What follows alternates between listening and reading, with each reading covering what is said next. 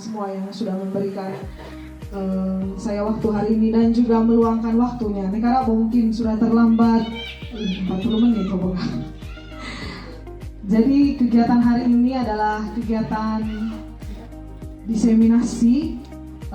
Ini adalah rencana tindak lanjut salah satu kegiatan di Guru Penggerak. Jadi kami wajib untuk membagikan atau sharing materinya kepada teman-teman yang ada di sekolah sebagai komunitas praktis yang terdekat. Saya langsung saja.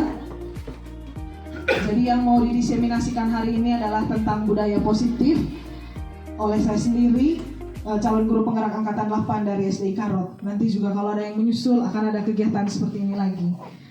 Kemudian yang pertama kita mulai dari pertanyaan pemantik terlebih dahulu. Mungkin ini saya minta pendapat dari teman-teman sebentar. Jawabannya cukup setuju atau tidak setuju saja. Yang pertama, hukuman dapat mendisiplinkan anak. Apakah kita setuju ini? Setuju. Yang setuju coba angkat tangan dulu, Mama, Bapak, Nekarabo. Anda masih gadaku. Setuju, hukuman dapat mendisiplinkan anak. Oke, terima kasih. Yang tidak setuju? Tidak ada. Berarti yang lain netral, berada di antara. Pernyataan atau pertanyaan yang kedua, pemberian hukuman dengan hal positif seperti membaca atau membersihkan halaman sekolah dapat meningkatkan disiplin anak. Kemudian yang ketiga, memberikan penghargaan dapat meningkatkan motivasi belajar anak. Setuju? Terima kasih banyak. Jadi secara garis besar 3 pernyataan ini kita setuju. Kita beri tepuk tangan dulu. Nanti kita lihat ke belakang. Apakah yang kita setujui ini menurut teorinya hari ini itu sudah benar atau tidak? Kita lanjutkan.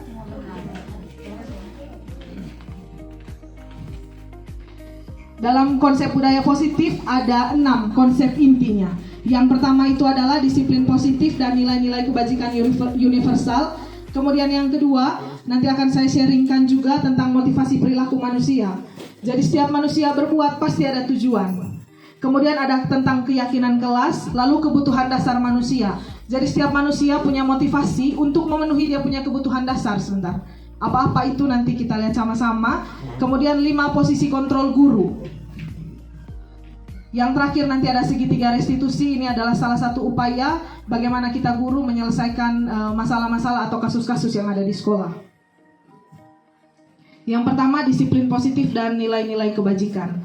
Ini adalah beberapa ilusi atau beberapa hal yang saya yakin kita semua mungkin percayai atau yakini selama ini. Yang pertama, bahwa guru itu harus mengontrol murid. Jadi sistemnya itu dari atas ke bawah. Kita yang mengatur kita punya murid. Itu yang pertama. Yang kedua, ilusi bahwa kritik dan membuat orang merasa bersalah itu dapat menguatkan karakter. Contoh kalimat sederhana, kamu sudah buat ibu kecewa hari ini. Jadi hal kecil ini atau pernyataan kecil ini bisa membuat kita punya anak murid itu merasa bersalah. Kemudian yang berikutnya, ilusi bahwa semua penguatan positif, efektif, dan bermanfaat. Contohnya tadi, menghukum anak-anak dengan membaca buku. Kemudian yang terakhir, ilusi bahwa orang dewasa itu memiliki hak untuk memaksa. Jadi kita pakai aturan yang kita yakini selama ini. Termasuk saya juga seperti itu. Kita lanjutkan lagi, mudah-mudahan bisa dibaca. Nah, sekarang mari kita lihat perubahan paradigmanya. Kalau dulu itu stimulus respon, tetapi dalam materi ini itu teori kontrol atau teori pilihan jadinya. Jadi perubahan paradigma dari stimulus dan respon menuju kepada teori kontrol atau teori pilihan. Ada beberapa pernyataan. Yang pertama, kita mencoba mengubah orang agar berpandangan sama dengan kita. Itu mungkin yang sering terjadi dalam dunia pendidikan kita selama ini, termasuk saya secara pribadi juga. Tetapi ternyata berdasarkan teorinya, itu kita berusaha memahami pandangan orang lain tentang dunia, termasuk anak didik kita. Lalu berikutnya, perilaku buruk itu dilihat sebagai suatu kesalahan. Tetapi dalam teori kontrol ini, akan ada materinya ke belakang sebentar, bahwa semua perilaku termasuk yang buruk itu sebenarnya memiliki tujuan. Itu nanti berhubungan dengan motivasi perilaku anak dan pemenuhan kebutuhan dasar manusia. Lalu beberapa pernyataan-pernyataan yang lain yang ke bawahnya, mungkin saya tidak bisa baca semua, saya bapak-bapak, supaya berikutnya, Mungkin sedikit tidak bisa dibaca ya. Oke. Disiplin positif ini teori yang digunakan di pendidikan guru penggerak itu adalah teorinya Dr. William Glasser, yaitu tentang teori kontrol atau teori pilihan. Jadi di sana itu ada 4 intinya. Yang pertama, kita tidak bisa mengontrol orang lain, hanya kita yang bisa mengontrol dirinya kita sendiri. Itu yang pertama. Kemudian yang kedua, semua perilaku manusia itu memiliki tujuan. Lalu yang ketiga, dari model berpikirnya mungkin anak-anak selama ini menang-menang itu menuju kepada kolaborasi dan konsensus yang menciptakan pilihan-pilihan yang baru. Lalu yang terakhir adalah realitas kebutuhan kita itu berbeda setiap manusia. Makanya tadi ada salah satu konsep intinya itu 5 kebutuhan dasar manusia. Dari poin yang pertama tadi, maka makna disiplin di sini adalah belajar kontrol diri dengan menggali potensi kita agar tercapai tujuan mulia, yaitu menjadi seseorang yang kita inginkan berdasarkan nilai-nilai yang kita hargai. Kalau yang mungkin kalau yang saya pahami selama ini juga, mungkin kita semua atau bahkan anak-anak, disiplin itu adalah berarti mematuhi peraturan yang diturunkan dari atas ke bawah. Tetapi kalau dalam teori ini, disiplin itu berarti kita belajar untuk mengontrol diri.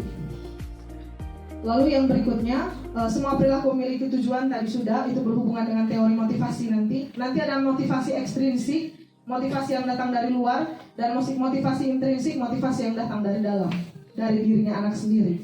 Kemudian 5 posisi kontrol, dan yang terakhir nanti 5 kebutuhan dasar manusia. Ya, ini dia makna disiplin. Ini tadi yang saya ceritakan.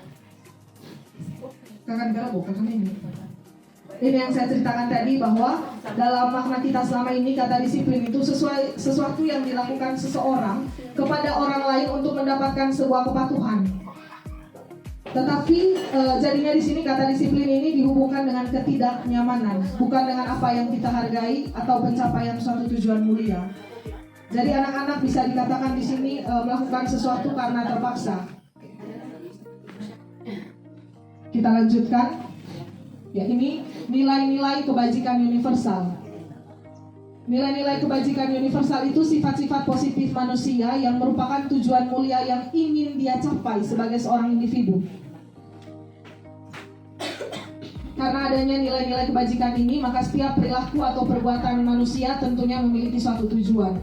Dan untuk dunia pendidikan, nilai-nilai kebajikan universal ini sudah terdapat di dalam profil pelajar Pancasila. Kita akan lebih akrab karena kita sudah menerapkan kurikulum Merdeka tahun ini. Jadi nilai-nilai kebajikan universal yang ingin dicapai setiap anak Indonesia sekarang itu adalah beriman, bertakwa kepada Tuhan Yang Maha Esa dan berakhlak mulia, mandiri, bernalar kritis, berkebinekaan global, gotong royong, dan kreatif. Sebelum masuk selanjutnya, mungkin Mama ada mau bertanya atau minum sambil minum ya. Siap. Motivasi yang pertama dan kedua ini merupakan motivasi eksternal. Sedangkan motivasi yang ketiga itu adalah motivasi internal atau intrinsik yang datang dari dalam. Yang pertama, motivasi perilaku manusia yang pertama ini adalah untuk menghindari ketidaknyamanan atau hukuman. Jadi seseorang melakukan sesuatu atau berperilaku untuk menghindari ketidaknyamanan atau hukuman. Jadi refleksinya apa yang akan terjadi apabila saya tidak melakukan itu. Dan itu datangnya dari luar, karena hukumannya dari luar dia punya diri. Kemudian motivasi perilaku yang kedua, masih motivasi eksternal atau ekstrinsik, yaitu untuk mendapatkan imbalan dari orang lain atau institusi. Apa yang akan saya dapatkan apabila saya melakukannya? Contohnya, saya akan mendapatkan nilai yang baik kalau saya melakukan ini dengan sungguh-sungguh. Kemudian yang ketiga, untuk menghargai dirinya sendiri. Jadi saya akan menjadi orang yang seperti apa apabila saya melakukannya. Contohnya, saya akan menjadi orang yang bertanggung jawab apabila saya melaksanakan tugas saya dengan baik atau sampai selesai atau tepat waktu. Jadi ini adalah ketiga motivasi perilaku manusia. Yang pertama untuk menghindari hukuman, yang kedua untuk mendapatkan imbalan, dan yang ketiga untuk menghargai dirinya sendiri. Gini, kita lanjut saja. Jadi ketiganya terbagi dalam dua motivasi besar, motivasi eksternal dan juga motivasi internal. ini Bapak pendidikan kita, Bapak Ki Hajar Dewantara. Merdeka menurut Ki Hajar Dewantara itu artinya tidak hanya terlepas dari perintah, akan tetapi juga cakap buat memerintah diri sendiri. Jadi kalau dalam filosofi Ki Hajar Dewantara itu anak-anak harus bisa berdiri di atas kekuatannya sendiri dan tidak terlalu bergantung kepada guru. Selanjutnya, ini beberapa penjelasannya. Dihukum oleh penghargaan. Penghargaan berlaku sama dengan hukuman. Jadi tadi 3 pertanyaan pemantik yang kita jawab setuju semua, kira-kira seperti ini penjelasannya. Penghargaan berlaku sama dengan hukuman, dalam arti meminta atau membujuk seseorang untuk melakukan sesuatu untuk memenuhi tujuan tertentu dari orang-orang yang meminta atau membujuk. Dorongannya eksternal dan akan ada faktor ketergantungan. Jadi ada beberapa dampak dari pemberian penghargaan. Yang pertama, pengaruh jangka pendek dan jangka panjang. Kemudian penghargaan menghukum, penghargaan itu mengurangi ketepatan, penghargaan tidak efektif, dan penghargaan merusak hubungan. Salah satu contoh saja, kalau kita misalnya minta anak-anak melakukan sesuatu tanpa imbalan apa-apa, mungkin agak lama biasanya, karena motivasinya datang dari luar. Tapi kalau kita bilang, ibu akan kasih kalian nilai 100 kalau kalian kerjain semuanya dengan benar, itu mungkin akan berusaha sekuat tenaga untuk menyelesaikannya itu. Selanjutnya, ini masih tadi berhubungan dengan tadi, penghargaan dapat menurunkan kualitas, penghargaan itu dapat mematikan motivasi, dan penghargaan juga dapat mengurangi motivasi seseorang. Lalu bagaimana kita memberikan apresiasi terhadap anak? Dalam memberikan apresiasi, ada beberapa hal yang perlu kita ingat. Sebentar, ada contoh kalimatnya setelah ini. Yang pertama, kita beri pengakuan secara khusus, secara pribadi, atau beri pengakuan kepada semua murid. Tidak berat sebelah, atau beri pengakuan secara konsisten kepada murid. Jadi kita mungkin bukan lagi memberikan imbalan, pujian, tapi kita memberikan pengakuan. Kita mengakui apa yang telah murid lakukan. Lalu berikutnya adalah fokus pada prosesnya. Ini adalah contoh kalimatnya, contoh pengakuan atau apresiasi kebajikan. Yang pertama itu, kemarin saya perhatikan, nilai kebajikannya adalah rasa empati. Kemarin saya perhatikan rasa empatimu besar sekali pada saat menolong murid baru di kelas kita. Itu adalah salah satu cara kita memberikan apresiasi kepada anak. Kemudian yang kedua, saya menghargai kepedulianmu pada saat kamu membantu teman-temanmu di tugas kelompok. Jadi kita mengarahkan anak-anak untuk mengenal nilai kebajikan apa yang sudah dia lakukan. Tidak hanya sekedar, kalau saya dulu sering, kau pintar sekali, kau baik sekali, bagus, kerjamu bagus sekali. Tapi mungkin perlahan-lahan mungkin kita merubah untuk lebih mengenalkan dia pada nilai kebajikan, supaya nilai-nilai dalam profil pelajar Pancasila itu pelan-pelan mulai ditumbuhkan gitu. Jadi mereka mulai kenal bahwa oh, yang saya lakukan ini termasuk dalam kepedulian. Oh, yang saya lakukan ini merupakan bentuk tanggung jawab. Oh, toleransi itu seperti ini dia, yang seperti yang saya lakukan. Atau yang terakhir, terima kasih untuk rasa tanggung jawabmu pada saat kamu memungut kertas-kertas yang berserakan di lantai. Atau anak-anak, terima kasih sudah bertanggung jawab hari ini dalam membersihkan kelas. Jadi secara menyeluruh kita sampaikan. Selanjutnya tentang keyakinan kelas, saya rasa ini mungkin sudah sering dilakukan selama ini. Kita buat keyakinan di dalam kelas. Yang pertama, mengapa tidak peraturan saja, mengapa harus keyakinan kelas? Ada beberapa pertanyaan pemantik. Mengapa kita memiliki peraturan harus menggunakan helm bila mengendarai kendaraan roda 2? Mungkin ada yang bisa bantu saya untuk menjawab ini. Mengapa kita memiliki peraturan harus menggunakan helm bila mengendarai kendaraan roda 2? Kan peraturannya harus menggunakan helm saat mengendarai motor. Iya, Kakak? Sebenarnya itu untuk meminimalisir terjadinya kecelakaan. Apabila kita jatuh berarti kita punya kepala agak terselamatkan. Tapi itu merupakan macam apa tadi? dari luar sebenarnya itu harus bisa dari dalam dirinya kita sendiri untuk melindungi diri. Tapi Oh iya baik, terima kasih Kakak Fon. Beri tepuk tangan musik untuk Kakak Fon, karena Bapak. Terima kasih banyak Kakak Fon. Jadi iya, seperti yang Kakak Fon sampaikan bahwa itu memang harus bersumber dari dalam. Bahwa kita sadar, oh saya yakin saya bisa selamat kalau saya mengendarai motor menggunakan helm, mengikuti semua peraturan lalu lintas. Jadi bukan lagi saya harus pakai helm karena itu aturannya. Tapi iya, atau saya takut ditilang, jadi saya harus pakai helm. Tapi harus dimulai dari dalam kita punya diri. Itulah yang disebut dengan keyakinan. Begitu juga untuk pertanyaan-pertanyaan berikutnya. Lalu untuk mendukung motivasi intrinsik tadi, seperti yang sudah Kakak Foni bantu jawab, kembali ke nilai-nilai atau keyakinan-keyakinan yang lebih menggerakkan seseorang dibandingkan dia mengikuti serangkaian peraturan-peraturan. Dan juga kalau peraturan itu biasanya turun dari atas ke bawah, jarang sekali itu didiskusikan bersama. Tapi kalau keyakinan biasanya kita curah pendapat. Kalau di kelas, mari kita sama-sama minta dengan anak-anak, kamu mau buat peraturan seperti apa? Peraturan itu kita rubah ke nilai kalimat yang lebih positif. Contohnya, jangan buang sampah sembarangan. Itu adalah sebuah peraturan, tapi kalau kita merubah ke kalimat yang lebih positif, contohnya, setiap anak kelas 1 menjaga kebersihan. Jadi itu kalimatnya lebih positif. Mereka merasa tidak terlalu didoktrin dengan peraturan. Selanjutnya, kita mulai dari peraturan kelas, kemudian setelah curah pendapat ada peraturan kelas, selanjutnya kita masuk pada keyakinan kelas.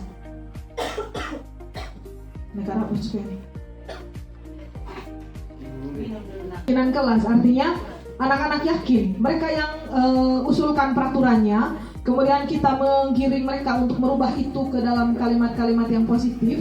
Setelah itu kita mengarahkan mereka nilai kebajikannya itu kira-kira kemana.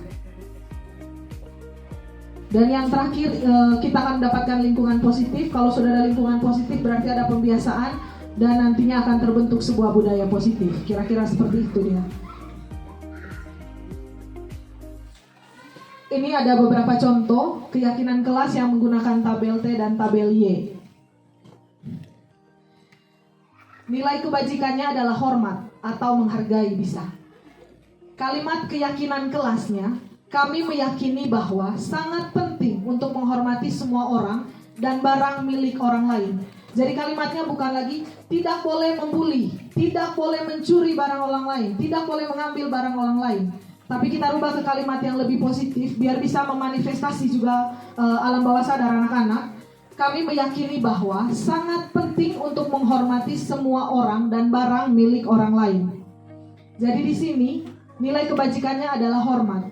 Tampak sepertinya itu adalah yang pertama bisa datang tepat waktu, berarti dia menghormati waktu atau aturannya.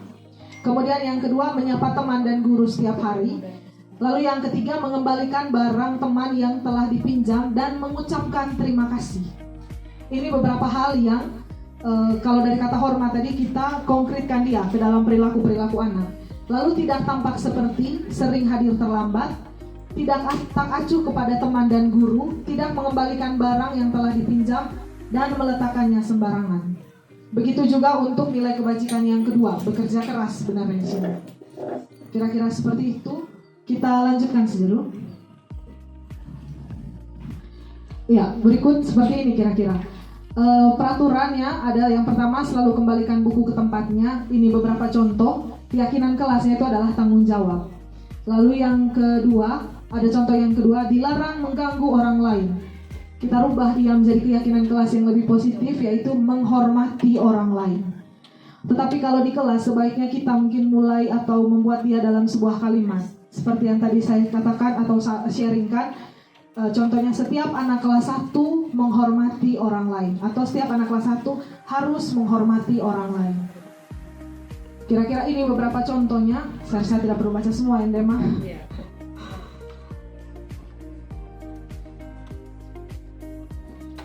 Ini tentang kebutuhan dasar manusia. Sebelum lanjut mungkin ada bapak mama yang mau bertanya. Kebenangan, Mas. Oh iya bapak, silakan. Yuk, sebelumnya kalau misalnya pertanyaannya sebentar tidak bisa saya jawab, nanti akan saya catat karena kita sama-sama dalam proses pembelajaran. Silakan Bapak Nekarwo. Baik, Sudah Ibu, ini bukan sebuah pertanyaan. Setelah saya mendengar penjelasan dari Ibu, bahwa ini dengan peraturan-peraturan yang disampaikan oleh Ibu, ini mau mengajak kita untuk merefleksi diri tentang peraturan-peraturan itu. Artinya bukan mau merubah, berarti artinya peraturan itu tetap berlaku, tapi untuk merefleksi diri kita agar kita buat seperti itu. Itu pemahaman saya. Itu saja. Oh iya, baik, terima kasih banyak Bapak Huber. Jadi memang semua yang dipelajari terutama di modul 1.4 di pendidikan guru penggerak ini lebih banyak ke merefleksi apa yang sudah dilakukan selama ini. Saya pernah bilang mungkin Kakak Sari paling sering bahwa saya sampai bertanya, saya ini sebenarnya sudah menjadi guru atau tidak. Apalagi nanti kalau materi dari awal yang saya bagikan. Mungkin itu juga yang akan menjadi pertanyaan-pertanyaan untuk kita selanjutnya. Lalu terima kasih banyak Bapak untuk responnya tadi. Iya Bapak, memang materi ini mau perlahan-lahan.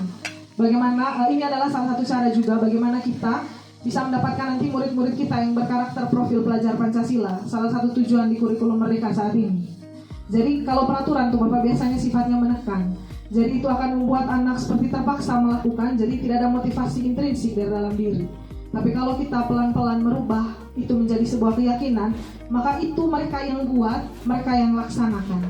Maka bagaimana nanti untuk jika anak melakukan kesalahan, karena pasti ada, nanti ada namanya segitiga restitusi. Nanti saya bagikan juga videonya di YouTube. Kemarin kami buat itu tugas, itu nanti merupakan contoh pelaksanaannya. Tapi tidak kita bisa tidak sepanjang itu dia. Maksudnya lebih memendekkan lagi waktunya. Terima kasih banyak Bapak. Untuk yang berikutnya sedikit lagi nih Mama tentang kebutuhan dasar manusia. Jadi seluruh tindakan manusia tentu memiliki tujuan. Semua yang kita lakukan adalah usaha terbaik kita untuk mendapatkan apa yang kita inginkan. Ketika kita mendapatkan apa yang kita inginkan, sebetulnya kita sedang memenuhi satu atau lebih dari satu kebutuhan dasar kita. Ada 5 kebutuhan dasar manusia. Yang pertama, kebutuhan untuk bertahan hidup atau survival. Yang kedua, kebutuhan untuk mendapatkan kasih sayang dan diterima. Lalu yang ketiga, kebutuhan untuk mendapatkan kebebasan, kebutuhan untuk kesenangan, dan kebutuhan untuk penguasaan atau power. Ketika seorang murid melakukan suatu perbuatan yang bertentangan dengan nilai-nilai kebajikan atau melanggar peraturan, hal itu sebenarnya dikarenakan mereka gagal memenuhi kebutuhan dasar mereka. Jadi makanya sebentar ada namanya segitiga restitusi. Di situ ada salah satu fase yang namanya validasi tindakan yang salah. Kita menanyakan alasan mengapa mereka sampai melakukan itu. Ini kira-kira seperti ini dia baganya. Berikutnya, ini yang pertama, kebutuhan untuk bertahan hidup. Kebutuhan bertahan hidup atau survival ini merupakan sebuah kebutuhan yang fisiologis. Misalnya tentang kesehatan, rumah, dan makanan. Jadi kebutuhan-kebutuhan dasarnya kita untuk kita mempertahankan kehidupan. Lalu yang kedua, kebutuhan kasih sayang dan rasa diterima atau kebutuhan untuk diterima. Kebutuhan ini dan juga nanti kebutuhan yang ke belakangnya itu, yang 3 lagi, itu merupakan kebutuhan psikologis. Kebutuhan untuk disayangi dan diterima itu meliputi kebutuhan akan hubungan dan koneksi sosial. Kebutuhan untuk memberi dan menerima kasih sayang, juga untuk merasa menjadi bagian dari suatu kelompok. Jadi mungkin ada anak-anak yang sering cari muka dengan kita, mungkin memang mau mengharapkan belum terpenuhinya kebutuhan kasih sayang dan rasa diterima. Selanjutnya adalah penguasaan. Kebutuhan ini berhubungan dengan kekuatan untuk mencapai sesuatu, menjadi kompeten, menjadi terampil, diakui atas prestasi dan keterampilan, didengarkan dan juga memiliki rasa harga diri. Ini kebutuhan dasar yang ketiga. Lalu yang keempat itu adalah kebutuhan untuk kebebasan. Kebutuhan untuk kebebasan ini itu berhubungan dengan kemandirian, memiliki pilihan dan mampu untuk mengendalikan arah hidup seseorang. Lalu yang terakhir, kebutuhan untuk merasa senang. Ini kalau di anak-anak ini mungkin paling sering, kebutuhan untuk mencari kesenangan, dia bermain, dia tertawa, dan lain-lain. Jadi intinya dia merasa senang saja. Ada satu contoh kasus Ini contohnya adalah Doni adalah seorang anak kelas 5 SD di SDI Karon. Doni sangat sering mengambil bekal makan siang yang dibawa oleh temannya ke sekolah tanpa seizin mereka atau dengan memaksa. Jadi Doni ini dia ambil terus, dia punya teman-teman punya bekal makan siang, tidak pernah izin. Kalau tidak diizinkan lagi dia akan paksa. Kalau kita panggil Doni dan bertanya, yang pertama, kalau jawaban Doni karena dia lapar dan orang tuanya tidak membawakan bekal makan siang, maka dia belum terpenuhi kebutuhan dasarnya, itu bertahan hidup. Lalu yang kedua, kalau Doni menjawab dia mengambil bekal temannya karena dia merasa senang karena dia teman jadi perhatikan dia, jadi cari perhatian Hiobo. Jadi itu yang belum terpenuhi di sini adalah kebutuhan dasar mendapatkan kasih sayang dan rasa diterima. Ini hanya dari satu kasus. Lalu yang ketiga, kalau Doni merasa hebat karena temannya jadi takut dengan dia dan menuruti semua keinginannya dia. Jadi pas saat ambil paksa dia senang karena dia teman-teman menurut dengan dia, maka itu adalah belum terpenuhinya kebutuhan dasar tentang penguasaan atau pengakuan atas sebuah kemampuan. Lalu yang berikutnya, jika kita memanggil Doni, kemudian dia menjawab bahwa dia merasa bosan dengan bekal makanan yang dibawakan ibunya dari rumah, maka itu adalah kebutuhan dasar yang belum terpenuhi adalah kebutuhan akan pilihan. Jadi mungkin dia tidak diberikan kesempatan untuk memilih, dia punya mama atur terus sama terus. Jadi di sekolah dia berusaha ambil orang punya, ya, jadi dia tidak diberikan kesempatan untuk memilih. Lalu yang terakhir, kalau dia menjawab bahwa ibu saya hanya iseng saja ibu, hanya mau main-main saja dengan mereka, berarti kebutuhan akan kesenangan. Yang terakhir, yang berikutnya sebelum yang terakhir, ada 5 posisi kontrol guru. Ini yang kelima. Mungkin ini penting sekali untuk kita. Tidak bisa dibaca ya? Kecil. Terlalu besar kan?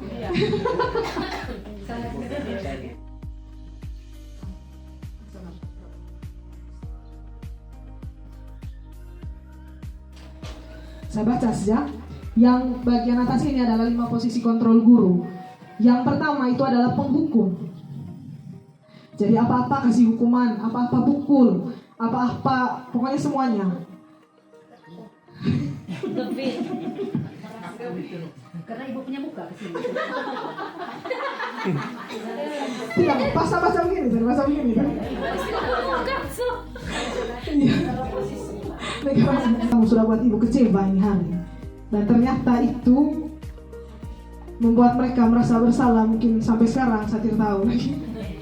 Dan terusnya, atau ibu kecewa, atau kamu seharusnya sudah tahu kamu itu mau buat apa. Ibu ini lelah sekali dengan kamu.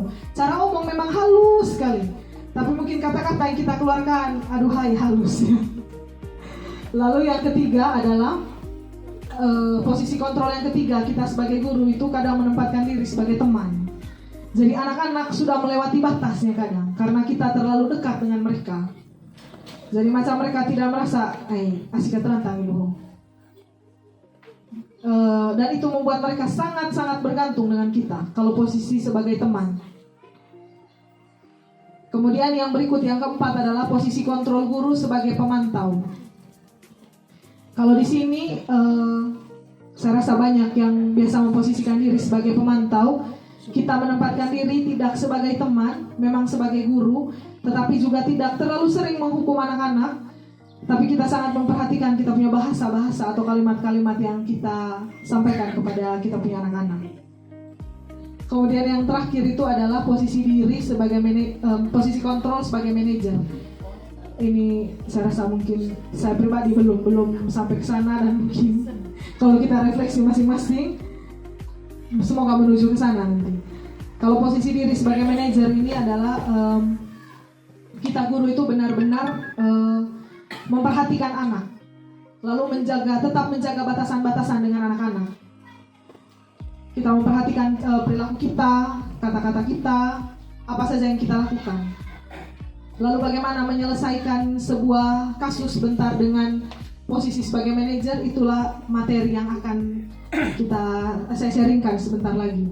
Jadi Bapak Mama, kira-kira ini 5 posisi kontrol kita di sekolah sebagai guru. Jadi saya rasa ini mungkin biasanya satu orang bisa punya 2 sampai 3 posisi kontrol, tergantung situasi dan kondisi biasanya. Jadi yang pertama penghukum, yang kedua pembuat merasa bersalah. Kalau kita punya 2 ini, maka motivasi anak atau motivasi perilakunya itu adalah menghindari hukuman. Lalu kalau kita posisi kontrol sebagai teman atau pemantau, maka motivasi perilaku anak itu adalah mengharapkan imbalan atau menjadi bergantung kepada kita. Lalu yang terakhir, kalau posisi kontrol kita guru di sekolah sebagai manajer, maka anak-anak akan menghargai dirinya sendiri. Termasuk saya rasa ini masih cukup sulit mungkin kita lakukan. Saya lanjutkan lagi. Ini kira-kira jenis pernyataan-pernyataan dari beberapa posisi kontrol tadi, hanya beberapa contoh. Kalau sering katakan, saya kecewa sekali dengan kalian anak-anak, itu biasanya posisi kontrolnya adalah pembuat orang merasa bersalah. Lalu berikutnya, kalau pernyataannya adalah, kamu ini tidak pernah benar melakukan, kamu ini tidak pernah benar buatnya. Atau bahkan pukul, atau bahkan hal-hal lain lagi yang kita lakukan, maka itu posisi kontrolnya sebagai penghukum. Lalu kalau pernyataan yang kita lakukan, kamu buat sudahkah demi ibu ingat ibu kah? Nah ini adalah posisi kontrol sebagai teman. Lalu berikutnya, kalau sebagai manajer, bagaimana kamu bisa menyelesaikan ini masalah? Kamu sudah buat masalah, bagaimana kamu selesaikan? Jadi mereka yang buat, mereka sendiri yang bertanggung jawab. Biarkan mereka yang memilih. Ibu saya mungkin, saya mau minta maaf dengan dia ibu. Kemudian saya akan mengakui saya punya kesalahan, atau dan lain-lain. Kemudian kalau yang ketiga juga, yang terakhir ini, kamu ini selalu yang paling terakhir. Haum tahu kalau saya sering gitu, haum tahu atau terakhir kumpul. Dan ternyata itu adalah posisi kontrol sebagai penghukum.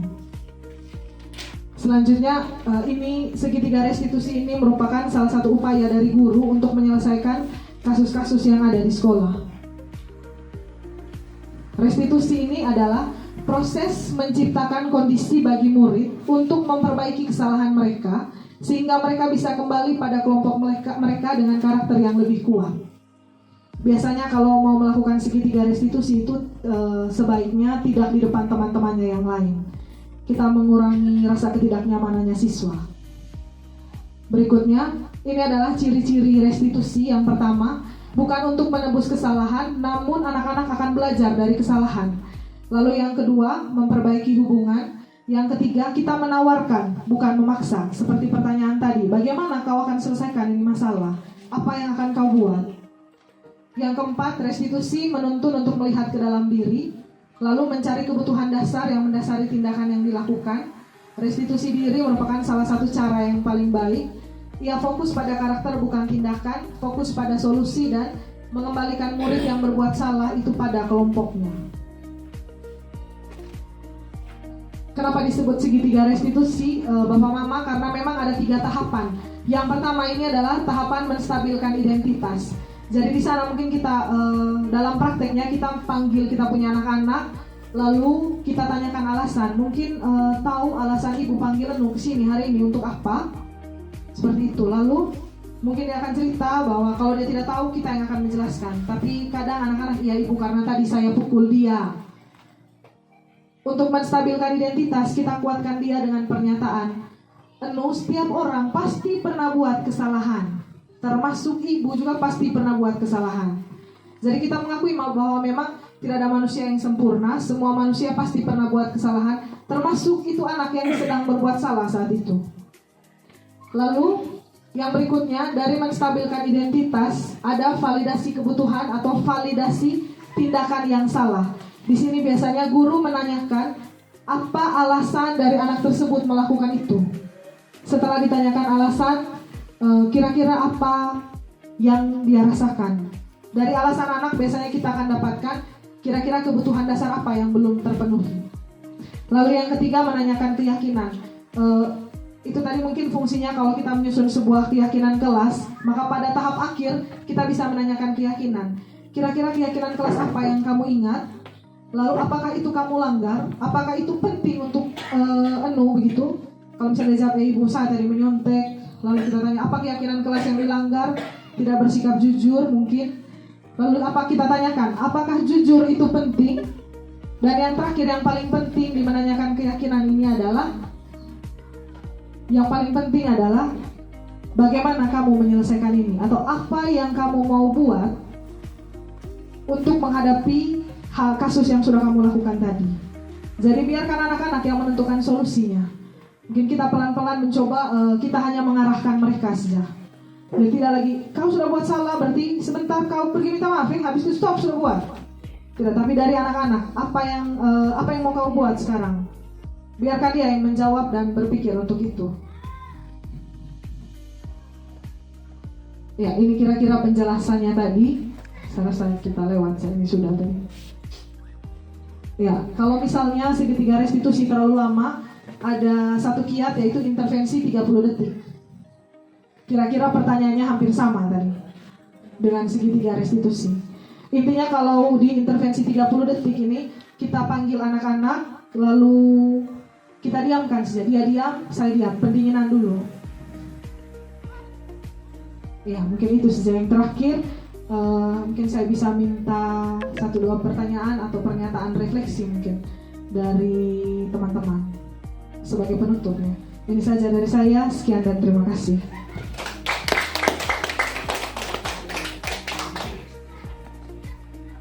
Dari Mama mungkin. Terima kasih. Kita penyampaian ini. Sehingga saya berpikir begini, mungkin kita bisa merubah paradigma lama yang kan selama ini cenderung kita melakukan jangan. Contoh soalnya begini, dengan bahasa yang halus kan bisa merubah anak buah. Misalnya, biasanya begini, dilarang merokok dalam ruangan. Misalnya, itu kan salah satu bentuk bahasa yang tetapi yang lebih santunnya, terima kasih untuk tidak ke merokok. Ini ya dasar contoh soal dari sehingga pengemahan. Saya rasa berpikir kita harus merubah sesuatu yang sudah terpola sebagai paradigma yang selalu mengharuskan anak harus dapat. Tapi tidak kita tidak pernah meminta anak itu untuk menyikapi sendiri dia punya contoh. Nah, itu yang maksudnya merubah itulah paradigma lama yang kita sebagai guru sok kuasa harus jangan ada sebagai itu. Terima kasih. Lebih tepat nanti ke depan membentuk karakter anak-anak yang mengacu kepada profil Pancasila seperti yang kita harapkan ini. Terima kasih banyak untuk KITIP yang sudah membagikan materi ini. Terima kasih banyak Mama Jo. Ya memang pelan-pelan lagi Mama. Harus pelan-pelan dan khusus untuk 5 posisi kontrol guru tadi mungkin itu yang sedikit saya lupa sampaikan bahwa kita tidak harus selalu sebagai manajer. Jadi kita situasional, perlahan-lahan mungkin dari penghukum, kita pembuat merasa bersalah, ke teman, pemantau, dan pada saatnya nanti mungkin 4-5 tahun ke depan baru kita bisa duduk di posisi sebagai manajer. Gitu. Jadi kita sesuaikan juga karena keadaan alamnya kita di sini. Mungkin masih ada lagi? Oh ya Kakak Fon, silahkan. Pakai mic Kakak. Iya, bisa dah bisa. Oh ya Kakak. Baik, baik.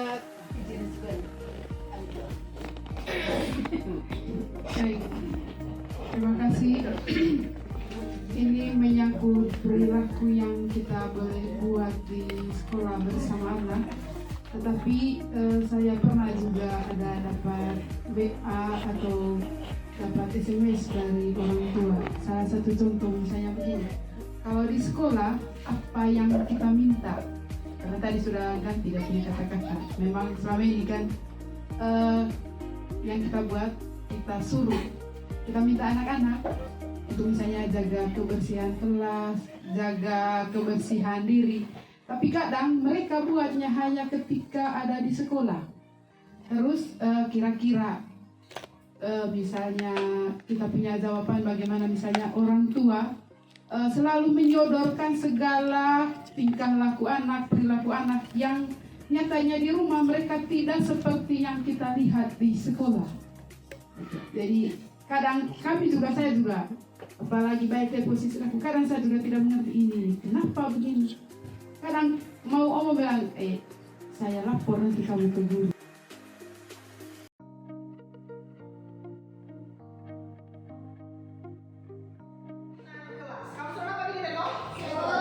Sekarang kita mulai dengan kamu coba ingat-ingat lagi peraturan. Pernah buat peraturan kelas?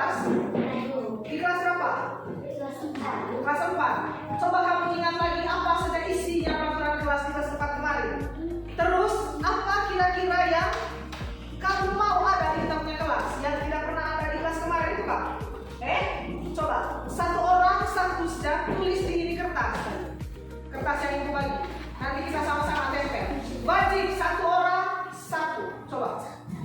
Satu orang baca satu peraturan. Yang paling kamu mau ada di kita kelas. Yang paling kamu mau supaya begini nggak? Harus ada ini supaya teman-teman atau saya tidak buat lagi nanti. Gitu. Silakan. Tulis surat. Tadi cantumkan sudah ada contoh loh. Tidak membuang sampah sembarangan. Sekarang apa lagi dari kamu ya? Absen. Bagus penting dari atas tuh. Terus kan? Satu orang satu sudah. Atau ada yang mau dua? Boleh. Dua paling banyak ya? Dua paling banyak. Kalau satu orang satu juga boleh. Tadi kan sudah ada contoh. Tidak membuang sampah sembarangan. Tidak apa lagi yang lain. Jangan apa. Begitu. Coba.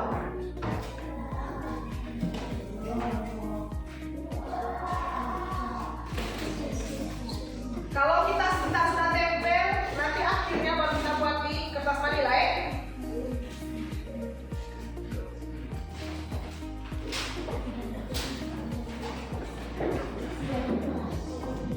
Ada yang sudah kah? Ada yang sudah? Boleh ulang yang tadi. Salah satunya kan jangan membuang sampah sembarangan. Itu sudah ya? Eca sudah bawa sini Eca? Ibu lihat tuh. Jangan dulu kembali kok. Oke, silakan kembali Eca. Bagus, Eca sudah. Eca tulis namanya kau di atas. Mana kunci Dewa? Oke, bagus. Dewa punya sudah. Arta. Mana Arta? Sebentar boleh baca. Baca sama-sama ya. Oke, bagus. Sudah 3 orang. Wih, laki-laki semua. Cuma ada perempuan dari tadi. Mana kamu biasa? Dari mereka 3 belum ada yang sama, bayangkan. Semuanya berbeda. Ibu tidak mau bongkar dulu ya?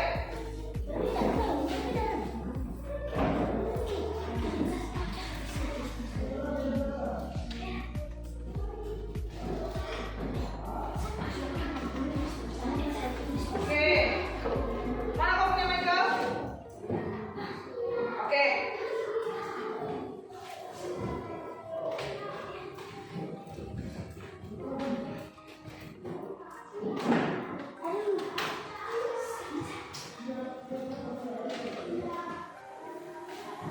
Tempo.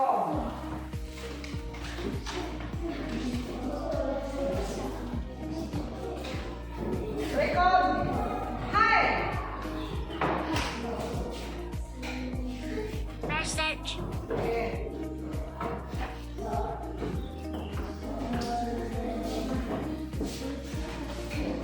Cepat sedikit. Jangan terlalu jauh-jauh pikirnya. Jangan begini kak. Apakah? Apakah? Apa yang pernah kamu buat? Yang menurut kamu kak? Tidak terlalu baik buat begini. Atau salah aku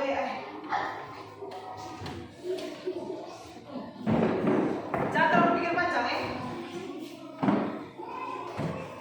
Bagus. Yang sudah kumpul ini bagus tadi. Oke. Ya, yang lain. Lama sekali ini. Kita hitung sama-sama, hitung 10 mundur ya.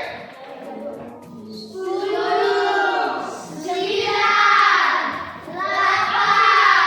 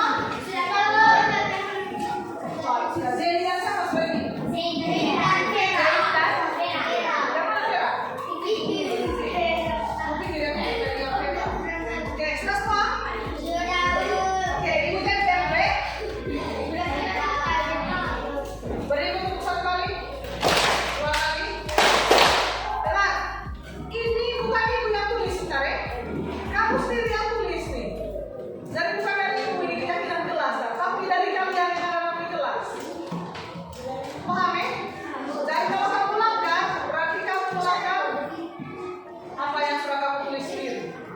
Bukan belakang apa yang kamu buat. Dede Vite, coret.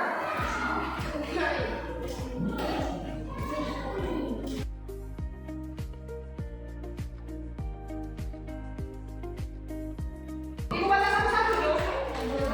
Yang pertama, dan Leksan tidak berlari di dalam kelas membawa buku tulis dan poin. Tidak berlari di dalam kelas. Siapa lagi yang tulis seperti itu dari angkat tangan? Angkat tangan. Ada banyak ke?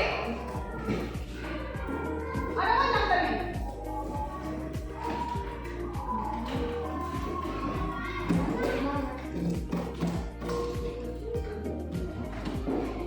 Tidak berlari dalam kelas. Ada berapa orang angkat tangan? Oke, bagus. Turun tangan. Membawa buku dan ballpoint. Ada lagi yang tulis seperti itu? Tidak ada.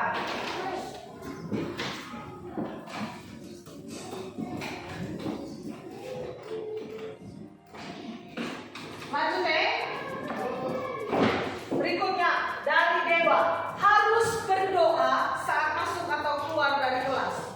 Ada yang seperti itu? Tidak ada. Bagus. Berdoa. Selanjutnya dari Atta, saling menghargai satu sama lain.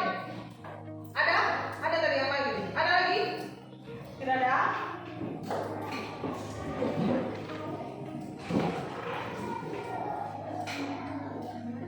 Dari Atta masih. Jangan berkelahi. Angkat tangan yang sama dengan Atta.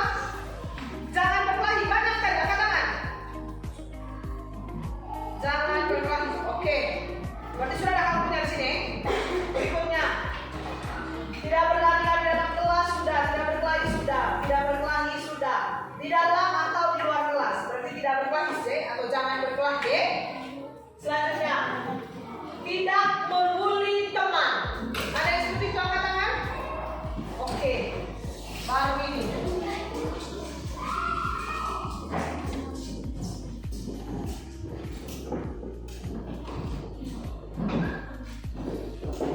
Tidak membuli teman. Oke, turun tangan. Jangan memukul teman sudah. Menghormati sesama sudah atau sama dengan saling menghargai. Jangan membuli, harus disiplin. Vera, menghormati dan menghargai sudah ada. Anwar, tidak berlari. Tidak mencoret dinding kelas. Tidak mencoret dinding kelas.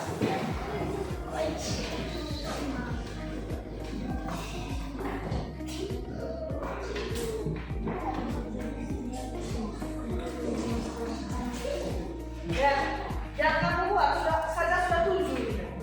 Ternyata banyak belum selesai ini membaca. Kita lanjut. Menjaga kebersihan di dalam kelas. Jangan Amika, jangan berlari di dalam kelas sudah ada. Menjaga kebersihan.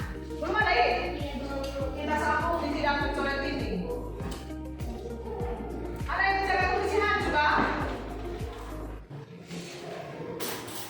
Ada? Menjaga kebersihan? Tepung, perhatikan ke sini.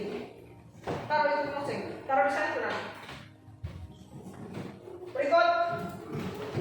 Saling membantu, tidak membuli teman. Sudah ada tidak membuli kah? Tidak membuli teman sudah ada. Saling membantu.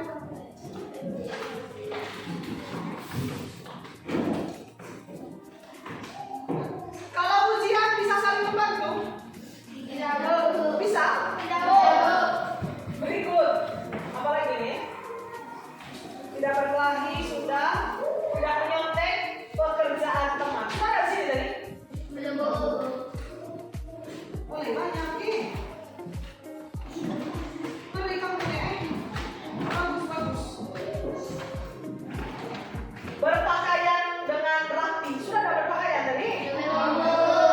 Belum kah?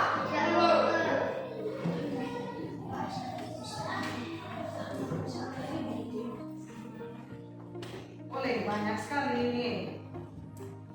Bagus sih. Saling menghargai satu sama lain. Tidak menolong teman. Sama yang membuli menolong ya.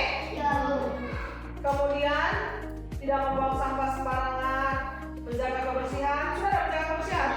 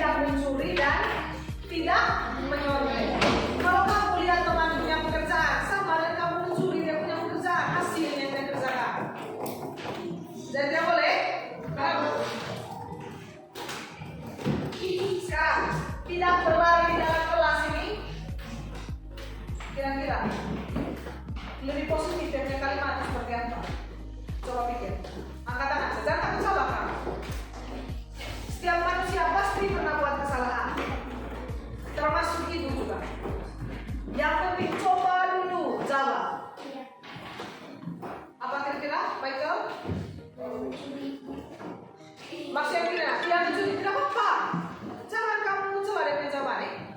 Tidak mencuri itu kira-kira lebih positifnya itu bagaimana? Kalau tidak mencuri itu kan gini sih. Tidak mau mencuri, pacarnya dari ibu sekali-kalian. Pokoknya kamu tidak boleh buat itu, kamu tidak akan sadar. Nah sekarang ibu maksud supaya jangan hanya dari ibu ini keyakinan kelas, dari kamu. Jadi kalau kamu langgar, tanggung jawab sendiri nanti. Jangan ibu yang hukum, tanggung jawab. Karena dari kamu tidak tahu. Dari kamu untuk kamu. Kalau langgar, tanggung jawab sendiri. Mau ibu maksud toh? Ya, silakan. Kira-kira tidak berlari di dalam kelas ini. Ibu kasih contoh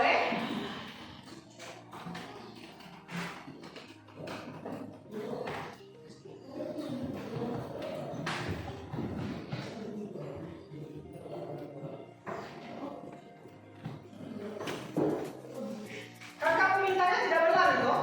Maka kira-kira yang paling itu bagaimana? Berjalan pelan di dalam kelas. Nah lebih luas bagaimana? Kalau pelajaran mau jalan minta izin dulu dengan guru. Itu berjalan pelan toh? Tapi toh kalau bilang contoh. Tidak, artinya tidak lari. Kalau mau kemana-mana, ibu saya izin dulu ke dewa sedikit mau di jalan poin. Oh ya silahkan. Jangan gini, Dewa, jalan poin lah. Kita suka gitu Ibu bisa apa? Ibu mau izin ke dewa sedikit saya di jalan poin kali mau di jalan poin dewa poin. Silahkan. Jalan pelan, bisa pakai lari. Jalan biasa saja. Dewa ke jalan poin lah. Selesai. Pulang suami. Kemarin kita punya perkenalan diri kan, dia terus yang lari. Lari ke sana, lari ke sini, lari ke sana. Jangan ini kamu punya kesepakatan yang pertama berjalan pelan di dalam kelas. Sekarang yang kedua, membawa buku dan berpoin. Kira-kira ini tertib apa atau disiplin apa?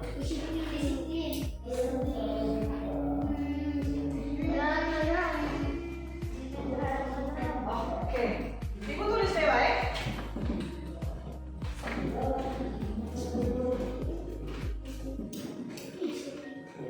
dari kamu deh ini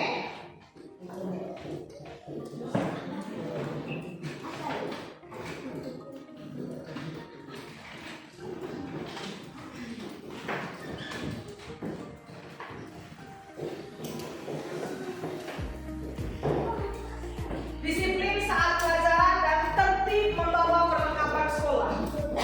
Jadi satu hari sebelum datang sekolah, cek memang malam, berpoin ada, buku ada, pelajaran apa besok mama tanda tangan. Begitu Berikut yang ketiga, berdoa. Kenapa? Oke, meminta perlindungan kepada Tuhan, bagus. Tapi ini kegiatannya tujuan kita berdoa untuk meminta perlindungan kepada Tuhan. Kegiatan yang kita lakukan berdoa Kita tulis seperti itu sih. Oke, berdoa. Ini nilainya, nilai apa kira-kira sebentar. Tujuan tadi seperti yang saya sebutkan, meminta perlindungan kepada Tuhan. Sekarang coba Devi, saling menghargai. Sudah pas ini? Sudah positif ini? Oke, berikut. Jangan berkelahi.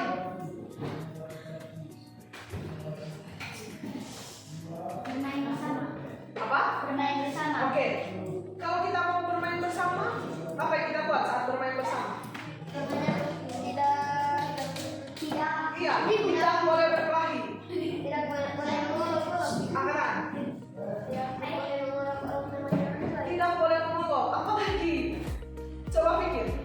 Jangan berkelahi. Michael? Tidak berlebihan.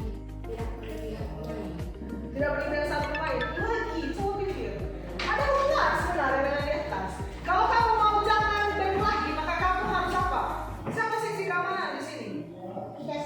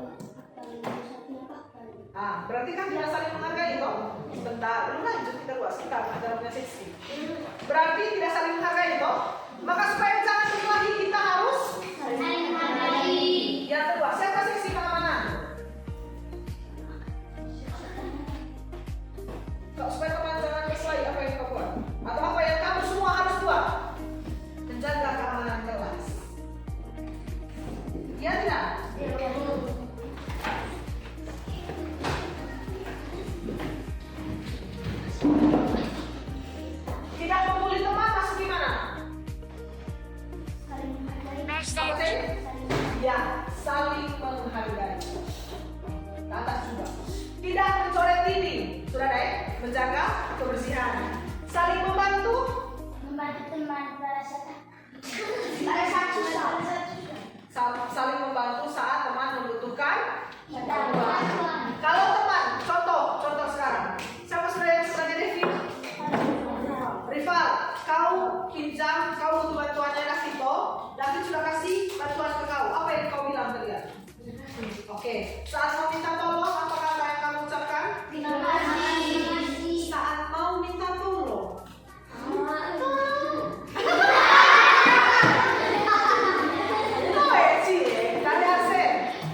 tolong kita sampai aku udah di sekolah. Jangan begini. Main. Ini udah bawa di pen. Tidak gitu. Kalau kamu teman sudah bantu, kalau kamu buat salah, berani untuk berani untuk yang pertama akui kesalahan. Dia itu saya yang buat. Kayak kemarin bagus, Michael sudah pernah melakukan itu.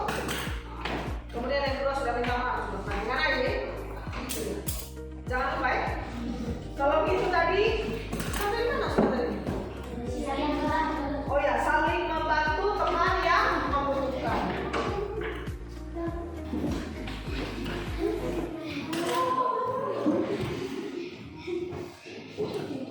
Asen gitu saya. Tolong, itu tolong. Saling membantu teman yang membutuhkan. Itu menunjukkan kamu punya apa? Sikap apa? Satu lagi. Toleransi. Mana satu lagi? 6 huruf dia. 1, 2, 3, 4, 5, 6. D di tengah.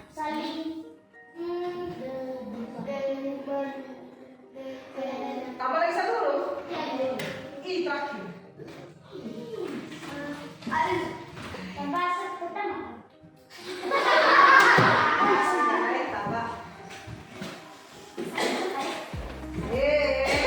Tambah tahun potongkan.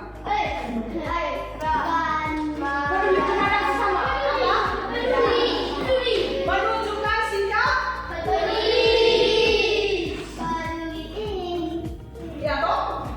Kamu peduli terhadap teman. Apa tadi yang Eca ngomong satu lagi? Toleransi. Tidak menenteng. Bersikap.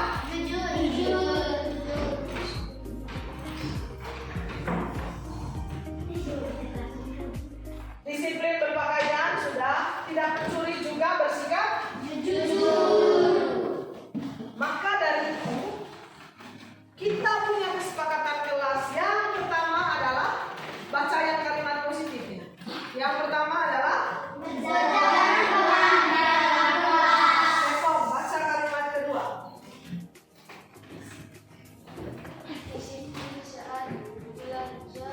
Pelajaran tertib membawa perlengkapan. Oke, berikut yang ketiga. Siapa suruh punya nama-nama? Gongsi. Yang ketiga? Oke. Selanjutnya good.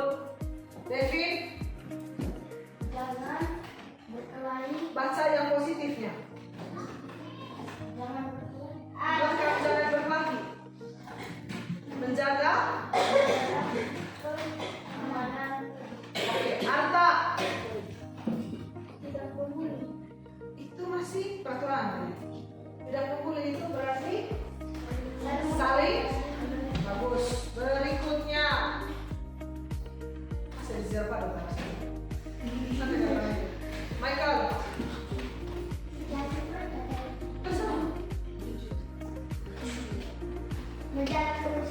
Oke. Jane. Peduli dan saling membantu teman yang membutuhkan. Nilainya peduli dan toleransi. Kemudian Selvi. Apa? Bersikap jujur. Oke, Sean.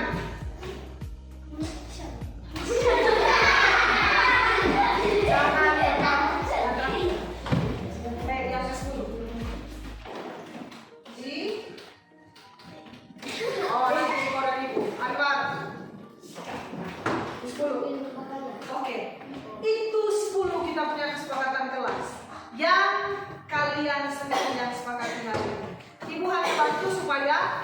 itu tidak bersifat memaksa karena kalau ibu bilang gini, tidak boleh maksa dalam kelas ibu paksa tidak kalian? Tapi coba kita kalimat, setiap anak kelas 5 C menjaga kebersihan. Apa yang kamu rasa itu? Rasa ada tanggung jawab tidak? Ini kalian sendiri yang buat, ibu hanya bantu untuk tulis yang positifnya. Berarti kalau kalian melanggar, kalian punya keyakinan hari ini. Kesepakatan hari ini. Coba bilang apa? Coba kita beli lagi. Dan aku lega. Nah, sekarang nilai atau perilaku apa sudah? Kalian sudah ada berapa nilai atau perilaku? Ada peduli tadi, ada jujur, peduli, disiplin, apa lagi? Religius,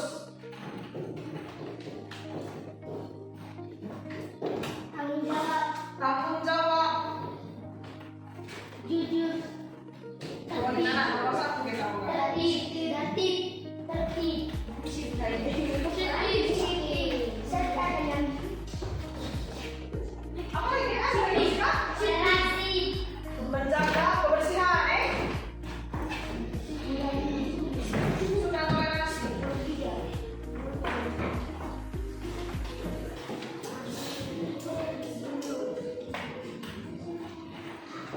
Dan keamanan.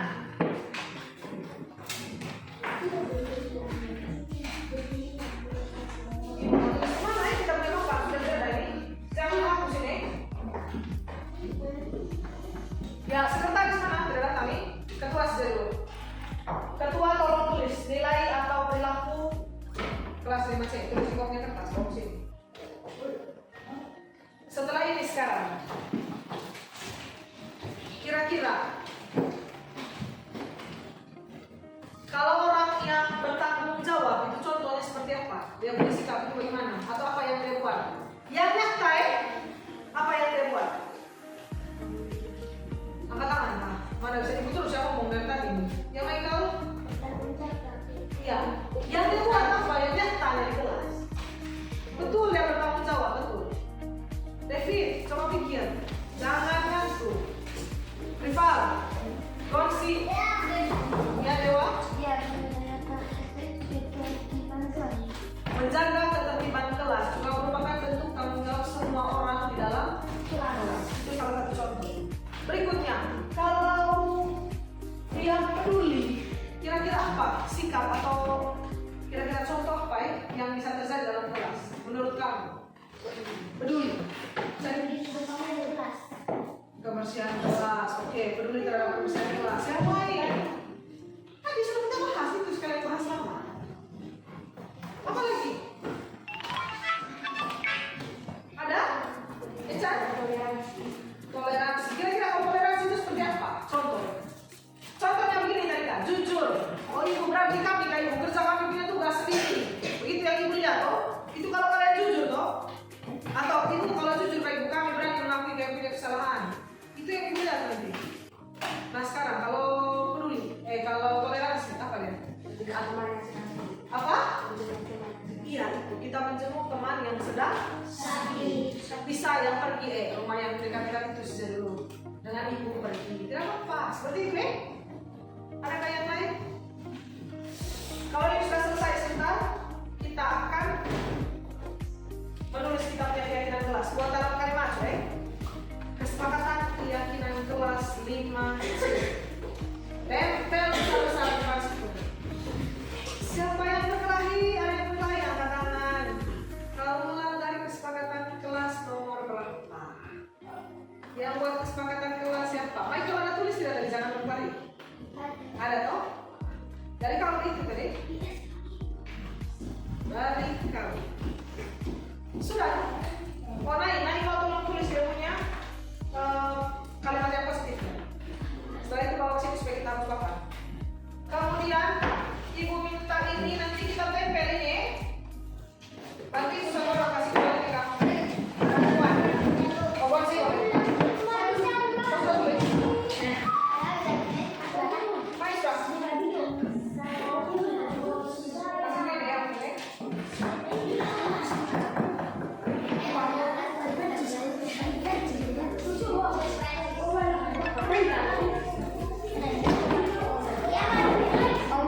Sudah naik? Sudah? Beri tepuk satu kali, dua kali, satu, dua. Ada di tepuk baru, banyak kita tepuk nanti. Kamu rajin-rajin hafal, sih. Kalau ibu punya tepuk semangat itu, kalau yang biasa kan tepuk semangat satu kali gitu loh. Bagaimana satu? Kalau nanti begini, tepuk semangat satu kali, ha, tepuk semangat dua kali, ha, ha. Dulu, tepuk semangat tiga kali, semangat, oi semangat, lompat. Bisa? Berdiri di sini. Kita naik bangku tulis. Anak sakit.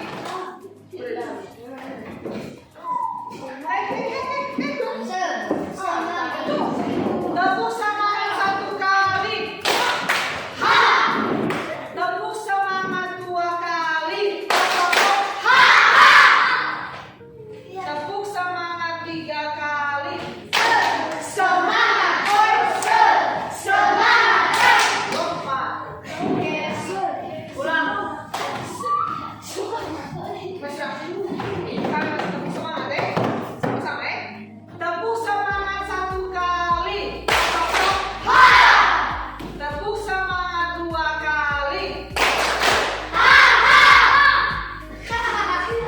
Yang ketiga start kiri dulu tepuk semangat tiga kali,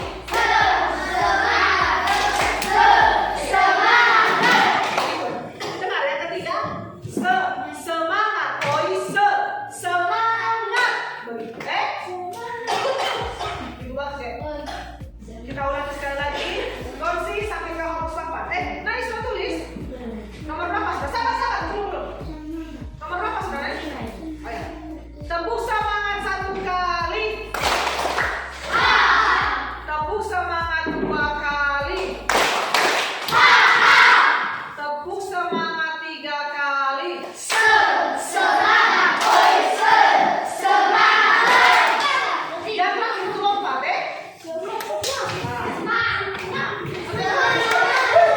Oke. Sekarang kamu di sini.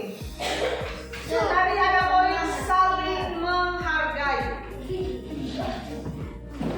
Jadi tidak boleh buat bunyi-bunyiannya di dalam kelas kalau kamu menghargai ibu atau menghargai teman lain. Kamu tekan dulu di situ. Kamu tekan dulu di situ. Semua. Ya, tepuk semangat satu kali. Ha. Tepuk semangat dua kali. Ha. Tepuk semangat tiga kali. Semangat, oi semangat. Apa yang saya punya? Semangat. Oke, bagus. Silakan duduk kembali.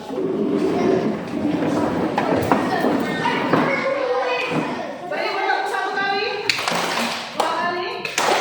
Sekarang boleh di sini dong Ya. Duduk belakang sama. Ya. Berikutnya sekarang kita akan tulis sudah kita punya keyakinan kelas Ibu tulis sekali lagi. Dengar. Ini keyakinan kelas.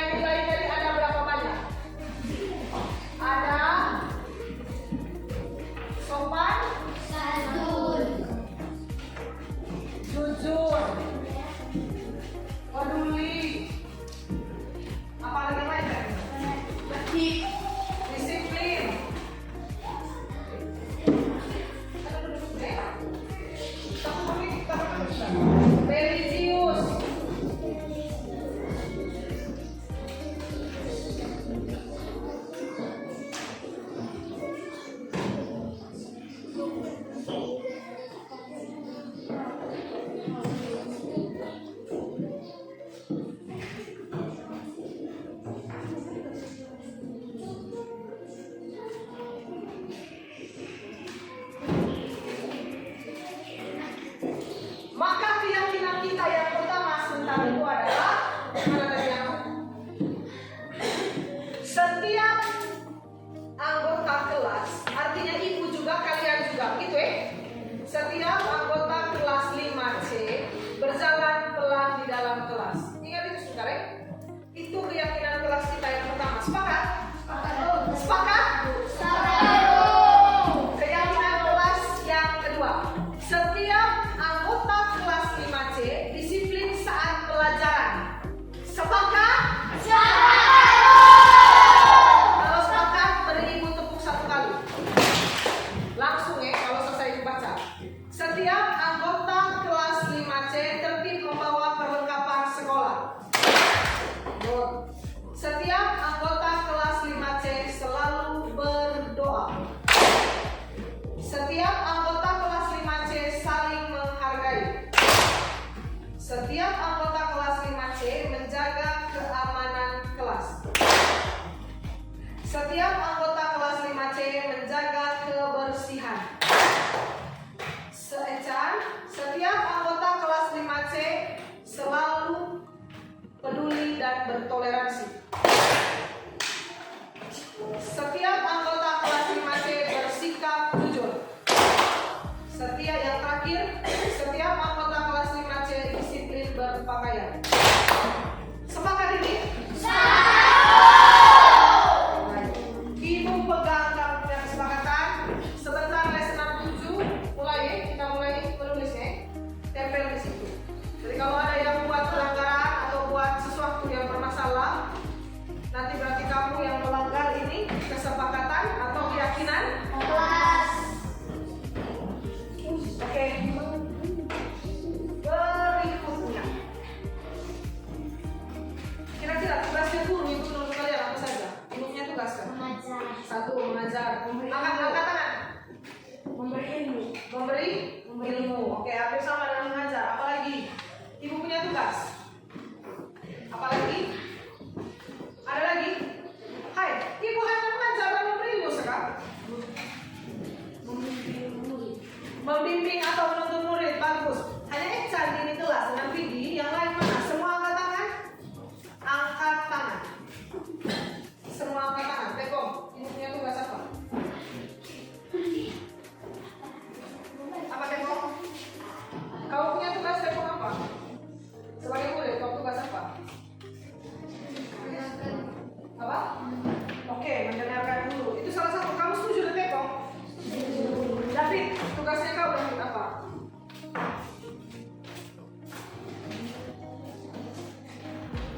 Mendengar?